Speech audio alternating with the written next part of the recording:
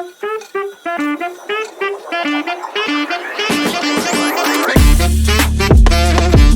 vibe.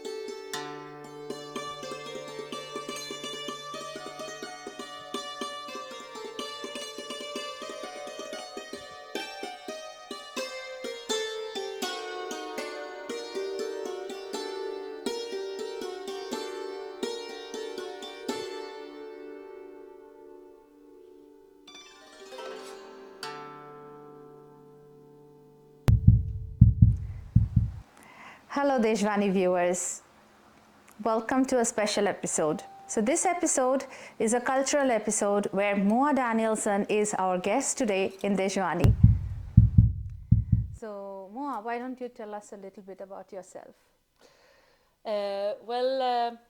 I'm Swedish. I live here in Stockholm, and I'm a professional musician. I play the North Indian Santoor. Of the Sapoori style, the Sapoori Gharana. My teacher was Pandit Bhajan Sapoori, so I play his style of Santoor. That's slightly bigger, and have some other modifications from the more common Santoor, the Sharma style. Apart from the Indian music, or from being a musician, I also ran the Stockholm Sangeet Festival.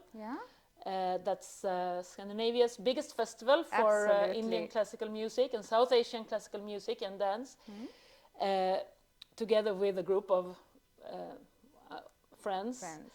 And I also teach Indian music. And also I play Balkan music, actually, a drum. Wow. So that's what I do mainly. So you're a percussionist and you're a melody instrument player. So that is fantastic. So good to hear. So I'm quite interested to know, because this is not a very common instrument, Moa. So at least I haven't seen, like guitar, for example, is so common, right? People can carry it at their back and move, and piano is very common as well. So where did your learnings begin? Like, how did music come into your life that you've become such a great player of Santoor now? It's a chain of strange coincidence, you could say. Yeah. When I grew up, my father was a musician, and he played the blues guitar, and was a singer. So I grew up with music in my family, and you always came with my parents to his concerts. And then I started to play the Western classical piano as a small child, and I studied that for many, many years. But when I was about 20, then I wanted to go traveling and explore the world, and then I went to India just for traveling. And I didn't know if I was to really go into the Western classical piano professionally or not. And then I started more for fun to study Tabla when I came to Varanasi. So Tabla was your first choice? And it was, yes. So I studied Tabla, and then I kept studying, and I met my husband who played sitar. And I met more friends. I moved to Oslo eventually and started to playing with more friends. And then I realized I was not so good yet at tabla, so I have to practice more. And then I went back to India again and again and again and practiced. And so for about 10 years I studied tabla, and after some time I started playing concerts. So me and my husband both, we went all winter, we spent in India practicing, learning, and practicing. And the summers we spent in Sweden and Norway playing concerts. Wow, this is so good. It sounds almost magical to me that there was a match between you and the Indian classical music. You just went to just visit India, have some fun, go Yes, to listen, and it then was. it was a bit, yeah, There was cultural. also, I was looking for something because Yeah, when I played the Western classical piano, yeah, there was something I lacked, yeah. and that was the possibility to improvise freely. And because the Western classical It's piano is very very strict. strict, you play Yes, exactly yeah. as it The should be played. notations and So the I had this longing for playing creativity. to be able to improvise freely, but I didn't really feel like going into the jazz or pop. Yeah, So the Indian classical music gave me that. It had the depth of the classical yeah, music, yeah. but still it had the You're free free. the freedom of the improvised That's it. music. Absolutely. So I think that was what made me Attracted, really get maybe. stuck with the Indian classical music, or then I felt at home when I had found it. But that it was that, and also there, yeah, that time it was by Tabla. Then, after about 10 years in Tabla, I had a hand injury called musician's dystonia. It's a horrible disease, and it ended up with me having to leave the tabla, and it was, of course, Very painful. yes, Yeah, it was I a can big imagine. crisis, of course. Yeah, Then I was about 31, 32, something. yeah. Because you were seeing yourself going in that area, you know, spend so many years learning, spending. Yes, that was all I was doing. Playing tabla, that was my life. It was And a then I test. couldn't suddenly. Yes. So, yes, it was painful. But when things happen, something, new opportunities or new. I mean, my Yeah. energy had to take a different way. Yeah. That's what happened, because all the energy I had put into tabla, It's suddenly got to it be had diverted. nowhere to go. No. So what happened was that firstly I started actually organizing cultural events. Yeah. Before that I hadn't done that. I had only been playing as a Okay. musician. So I started in a small scale to Yeah. organizing cultural events and applying for money, and that grew, and I learned a lot about that. Yeah. And then also, but still I was trying to understand what I was to do with the Music inside, that yes. hunger. And you also I know. couldn't really play the piano. It affected the Yeah. piano also. So, Ah. and then, and of course I tried to get well also. I Yeah. searched Yeah. so many doctors Yeah. that said that they could To cure cure it. it. But finally it ended that I started to thinking about the Santoor, because the Santoor was kind of a synthesis between the Western piano that I Yeah. had grown up playing, Yeah. because it is actually a piano, only that with the Santoor Yeah. you hold the sticks, Yeah. but in a piano the sticks are inside the piano Right. and connected to the key, so you press it. But when you play the Santoor, it's the same. But it's more direct on the strings then. Yes, it is. And what do we call these? Are these kalams or? Yes, Yeah. they're called kalams. Yes. So in Hindi it's like a kalam, which is pen. So it's you directly play with it. It's not like sitar, for example, is also a string instrument, but you play it with your fingers directly, the skin touching. But this is different. Yes. So because you play, so actually the Santoor is also, in some ways, it is a percussion instrument also, because it's very rhythmical. Or Yes. so because I came from tabla, so at Yeah. least I approached the Santoor From that side. yes, from the rhythmic side. So for me, it became kind of a solution and a kind of a meeting Mix. between my piano background and the tabla background. And then I started learning it a little bit. It's also in Varanasi from Shivaji Kevale in Varanasi. Okay. And then, but one day in Varanasi, one evening I saw a concert at the Deshvaani Ghat Yes. with Pandit Bhajan Sapoori. Okay. And when I saw him play, immediately I know that this is what I want to do. So it was illuminating moments. Yes, These are some moments which changes your direction and gives you that match. Yes, he had an expression and a power and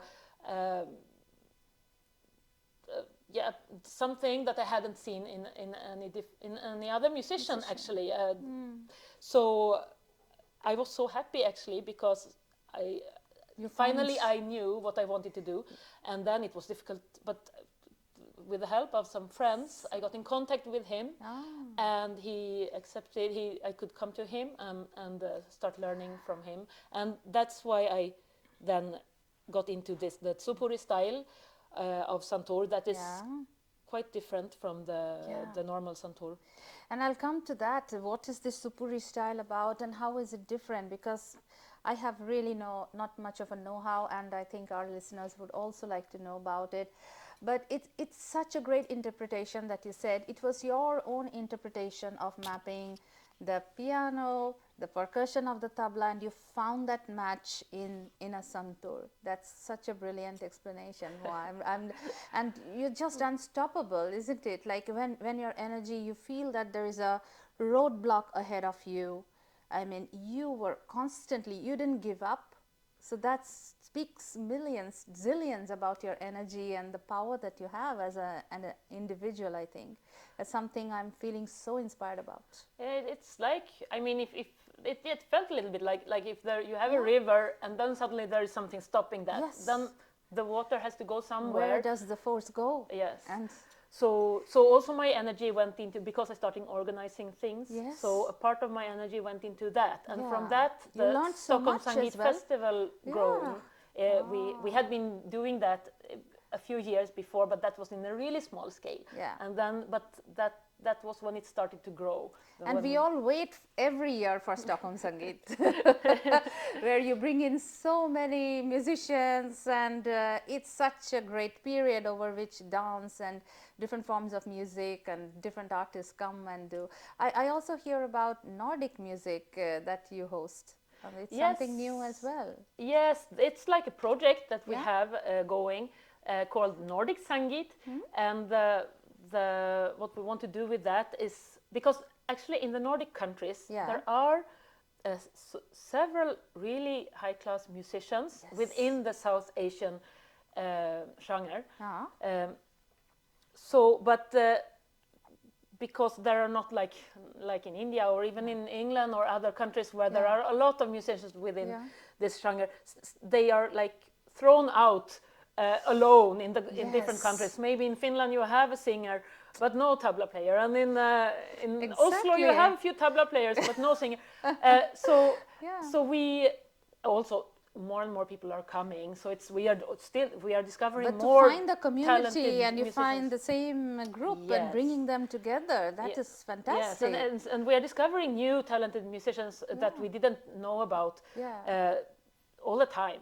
But still, we wanted to connect the musicians in these Nordic countries because we realized that some of these musicians, they didn't know about each other at all. So we wanted to do this project where we connect different musicians from the Nordic countries, and we invite them to play, and we also connect with organizers in Norway, Denmark, and Finland. And that's how you can host they host their concerts, and we know that you're so well known in Europe now around this country. You go for several tours and trips for concerts and so on. That's so fantastic. But then let's come back to the instrument. We were there. How would you say the Sapoori style Santoor is? How many strings? I mean, this is amazing. This is a work of art in itself to create such a piece. Yes, it is. Amazing. In the ordinary Indian Santoor, it's 92 strings, or about 90 strings. But in this one, when Pandit Bhajan Sapoori adjusted it, he made it longer, bigger, and made the strings sit closer to each other. So he added a lot of strings. So this has 136 strings. So it's actually 3 octaves of strings, and then you have the mir strings, the bass strings that you can bend, like on a sitar or surbar. Yeah. Which we heard in the alap. You Yes. played those. Yeah, I could kind of hear the bit of bass guitar Yes. kind of effect. Yes. Something like a surbar, or you Yeah. have the possibility at least to do that. Yeah. So that means that this instrument has actually, that is 1.5 octaves. So this Okay. instrument has 4.5 octave, and the normal Santoor has only 2. 3. Oh, 2. Okay. 2.5. 2.5. Yeah. Yeah. So, and also he put sympathetic strings on it also, also for the mir playing. Mir playing. And yeah. So that's the main thing. Differences. That is so beautiful. And this is all meenakari, I can see. And is it made in Kashmir? Because I know Santoor actually originates from the valleys of Kashmir, and it was mostly used for folk music before, but it came up, and I think it was also Pandit Shiv Kumar Sharma who brought it to a bigger scale, you know, in the form of Indian classical music, and it was adapted in different forms. But as you say, your Panditji has his own gharana and own form. But where did you buy get your one from?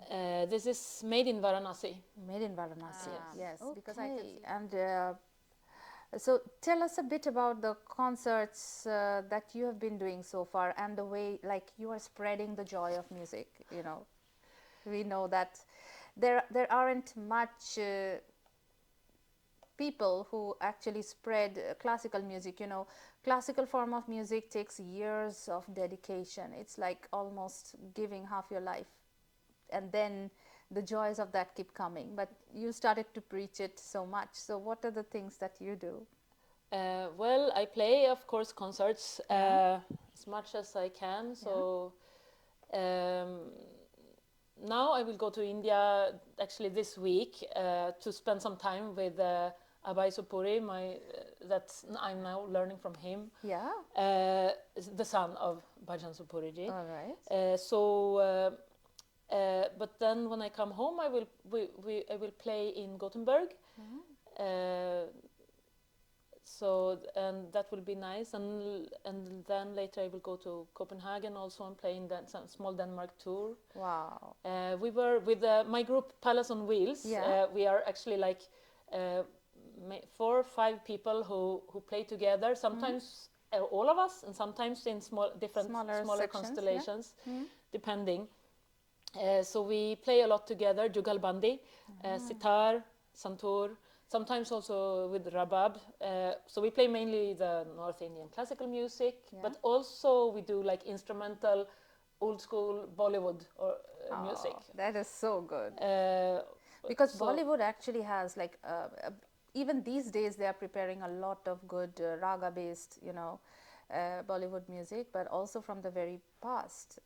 70s songs and 60s, they used to be more based the old on ones, they have sometimes such beautiful melodies and interesting arrangements. So that's fun to play when we are a group with different instruments. Yeah, and then you plan to go to Germany. No, we did this November we went with Palace on Wheels also to Germany and Switzerland. So it was really nice to be invited and be able to travel with the music. It's really nice. So good. Even though the traveling with this instrument is also difficult. Oh my, yes, I can imagine, like you carrying this instrument so delicate. And I also know, Moa, that you're teaching music here, and so tell us about it. Yes, I teach in Kulturskolan, Stockholm, the culture school here in Stockholm. So that's for all kids and young people between 6 and 22. So I work there. I teach 1 day a week, Mondays in Bredäng, in south. That is so good. Stockholm. And you teach Indian classical music there. Yes, tabla and what I call Indisk music. Indisk music. That's singing, piano, and to give them the flavor of the whole surrounding. Yes, that is so good. And also they play together. So I have like a small mini orchestra. They are playing really well. I'm Yeah. very proud of them. Yeah, that is so good to know. Very good to know that you're spreading that. And do you see many local children going there, like Swedish and other nationalities? Because now Stockholm has become a melting pot. We have so many nationalities living here. Or do you see more Indians going for these music lessons? What do you see? It's both. It's I have both, a yeah. lot of Indian kids, but also Swedish and from different Fantastic. countries. Different countries. So, yeah. So that there is that eagerness to learn that. Yeah. So good. No, we heard about you tuning it. So and it took you like almost 45 minutes to tune. And what are the things that you need to consider when you tune?